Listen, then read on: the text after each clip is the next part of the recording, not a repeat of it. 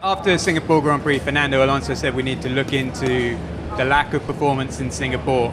Just wondering if that had begun any processes within the team. Yeah. Okay. No, we did our normal analysis. I mean, on Friday and on Saturday, I think the performance was quite robust, and the analysis of the race showed us that we had lost more performance than we were anticipating due to component failure, and obviously. On the street circuit like that, to see that during the race, we just saw in the pit stop there was an issue, and then we lost lap time from that, and then it is always going to be a difficult race. You're on the back foot, and I understood also the disappointment that this led to, because there were a bit more or higher hopes for that race. But all in all, I think this. It's a long season. You have situations like that. You have also races where others have issues, that are not related directly to car performance. So all in all, I think. That's fine. The analysis that you're referring to, or the process, is just checking these parts better, if they were fixed properly, and also the way of how you analyze this during a race. Now, Lance Stroll, obviously withdrawing the car from the Singapore Grand Prix, that's a quite extreme measure. So have you had to work as team principal just to sort of boost his confidence, make sure he's back to full fitness for Japan? No, not at all, actually.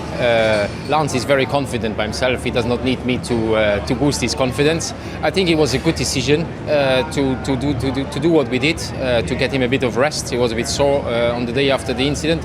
And all in all, I mean, we've seen today, he's fresh, he's good. Yesterday was a good day. This morning was a good session. So there's no need for me to boost his confidence. Now, as we're in Japan, it seems right to ask you about the Honda tie-up, which is coming in 2026. Just wondering if you could put us in your position. How does that process work? Is the work already ongoing to integrate Honda people into the Aston Martin setup, or does that have to wait till a little bit later? Well, there's two things that you have to really keep in mind there. The first thing is confidentiality between our current supplier and the future supplier. This is the most important of all. And then, having said that, we are in the process of setting up working groups together with a new partner in the different areas. So we do not have a chassis regulation for 26 yet.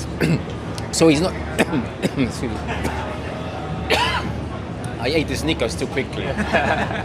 Sorry about that.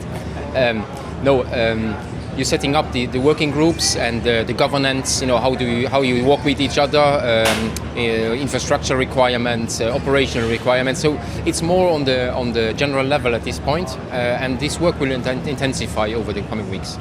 Christian, the question on everybody's lips after Singapore: would it be back to normal for Red Bull in Japan? Do we think we've answered that question in FP1, or is it still too early to say? Well, it's still very early in the weekend. I think we had a good start. I think Max came out the blocks, and certainly his first flying lap was truly impressive, particularly on the hard tyre, 1.8 seconds quicker than the rest of the field. I think it shows where his mindset is going into this weekend. So, and the car seems to be in a good window on all three compounds of tyres that we ran on. So, still plenty of work to do and a long way to go. I'm sure it will converge during the next two sessions. To take you back to Singapore, it was a strange weekend for the team. Was it also the most useful weekend for the team in 2023 in terms of learning? I think sometimes from the tough weekends you learn more than the weekends that you win at, and I think that we took a lot of lessons out of last weekend, a lot of analysis still ongoing, as to exactly what the issues were. We had a competitive car in the race, and I think that had it not been for the safety car or the VSC, we would have been in that group at the end of the race, fighting for a podium. But that wasn't to be, and I think, as I say, we take a lot of lessons and look to apply them going forward. Now, my calculator's been working furiously. You can claim the Constructors' Championship this weekend.